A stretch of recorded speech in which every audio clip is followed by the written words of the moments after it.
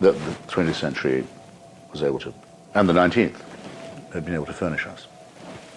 And trumpeted a warning that we still listen to and still hear. It's really a rather an incredible thing how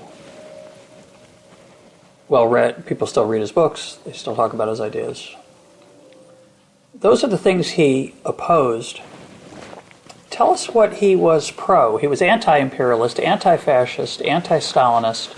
What did he embrace? What was he pro? And we'll talk a little bit, just to set it up, we're going to talk a little about whether he was a man of the left or the right. It's not so easy to talk about what he was pro, given what he was opposed to. Doesn't naturally follow sometimes. He was a natural egalitarian. He didn't have much use for any form of privilege. He was rather an austere person. One can picture him as a soldier, actually probably a junior officer in, say, Oliver Cromwell's army. Was a bit of a Puritan. Strict but not humorless. Very suspicious of anything overtly or too overtly ornate or decorative, such as monarchy or the flummery of religion, which he always despised.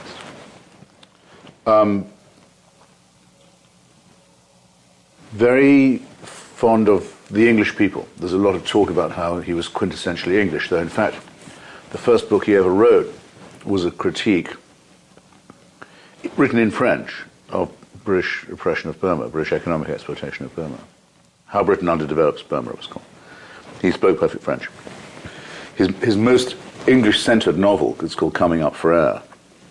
It's about nostalgia for the English countryside in the Thames Valley. It was actually written in Morocco. He fought in Spain, was wounded, very nearly killed, shot in the throat. He was a policeman in Burma. He spoke several Burmese regional languages and also Hindi. So he was extremely untypical as an Englishman. But he liked and here's the word one can't avoid in discussing him, the decency of the English people. He thought that they were humane, that they were friendly, that they had an innate sense of fairness and generosity. He thought that, in fact, they were so nice you could even make socialists of them, because an English socialism would have to be free of the deformities that I secretly suspect he thought were largely imported by sort of continental types who didn't have our advantages. I'm afraid I think that is true of him. But he was a socialist. He was a socialist to the end of his life, and he actually joined, the only party he ever joined was a group called the Independent Labour Party, a left splinter from the old Labour Party, that was associated with the writing and the resistance to Stalin of Leon Trotsky. And that's why, when he went to Spain, instead of joining, as most of the volunteers for the Republic did, the International Brigade, which was run as a front organization, though not everyone knew it, the whole point, of course, is not everyone knows it, by an AstroTurf organization instead of a grassroots one, by the Communist Party, he ended up in a smaller, more left, more radical group called the Partido Obrera de Unificación Marxista, PUM, Workers' Party of Marxist Unification, which was not exactly a Trotskyist group, but was identified with the left opposition to Stalin. And if he hadn't, like that odd coincidence, drifted into that group, he might not have been able to tell the truth as he saw it, and as we now know it to have been true, about what the communists were doing in Spain in those days, and not just in Spain. The midnight of the century, as people used to refer to it, the time of the Hitler-Stalin Pact, or the rehearsal for it, when the two great totalitarian empires of Europe suddenly decide they have what is obvious to everyone, or should have been, more in common with each other than with democracy, and make a formal military pact. The worst moment of all. That when it was broken, of course, Stalin just couldn't believe it. It's one of the stranger moments in history, right? That when Hitler invades Russia, Soviet Union, I'm told that Stalin refused to believe the accounts. It's true, it's absolutely true. Trotsky, who predicted it, he saw that after Neville Chamberlain had produced the sellout at Munich, that's known to all, where, as Trotsky put it, the British Conservatives would sell democracy everywhere in Europe if it would give them 10 more years domination of India, which was what Hitler was offering them. Hitler's exchange proposal was, leave Europe to me, I won't attack you or your empire. We can do our own carve-up. Trotsky says, now Mr. Chamberlain has done that, the next move is obvious. Mr. Hitler will now make a pact with Mr. Stalin. That's his logical next move. He's been freed to do it. And he just happens to add, because Trotsky had this wonderful power sometimes of prescience. He said, and by the way, when this pact breaks down, it won't be Stalin who breaks it. Weird. I mean, someone could have got 90% of that right. To get it 110% right is quite good. Incredible. I'll talk about the Spanish Civil War for a minute, because for that generation, it was the transcendent international event. It's almost unimaginable to us today that intellectual elites volunteered to go fight and risk their lives. When we think of all the causes that the intellectual elites have followed since then, most of them don't involve personal risk. They involve standing back from the fray and cherry-picking points and making easy, pat remarks. It's hard to imagine that the great writers of today would go to... I mean, the only thing I can think of that's even vaguely analogous would be the football player who volunteered to go to Iraq at the beginning of the Iraq War.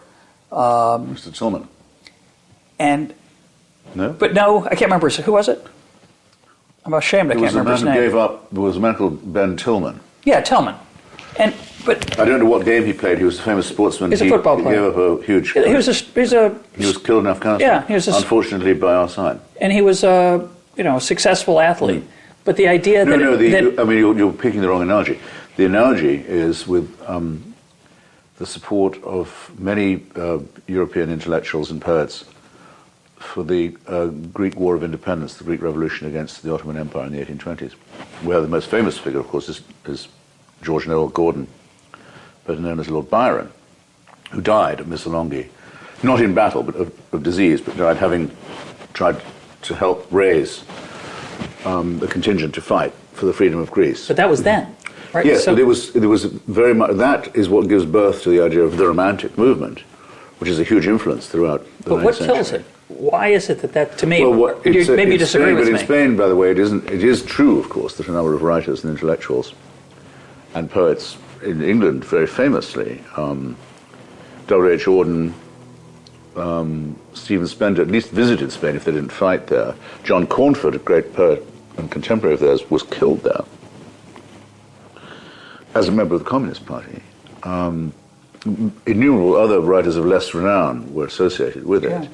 But the ranks of the International Brigade were largely made up of Jewish garment workers from the East End of London, Welsh coal miners, Scottish coal miners, engineers from the Midlands, people who had seen, here's what I think is the crucial thing, the labor movement of Germany, the most important labor movement in history, the most successful, the best organized, the most democratic, go under to Hitler without a shot being fired.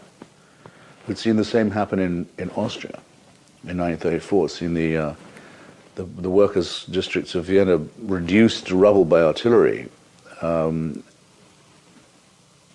with barely a resistance.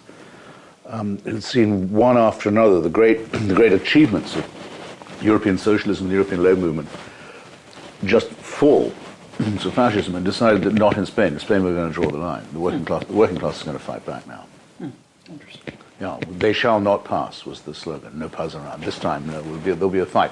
They did prevent the fascists from taking Madrid at the Battle of Jarama. It's still a song and story and legend that not all the compromises with and subversion of the cause by Stalinism can take away. The international brigades, for a while, barred the road to fascism with their bodies in Spain. No one who's read the story properly can be, I think, unaffected by it emotionally, or fail to think of it as being as Bernard Knox, the great classicist who went to fight there, that's why he's still alive, at the age of 95. He said, can fail to think about it, whenever they think about it, as being a personal as well as a political tragedy that they lost. I like is it your so phrase? For Orwell, you see, to take on these people, people of this prestige at the time, literary prestige, political prestige, moral prestige,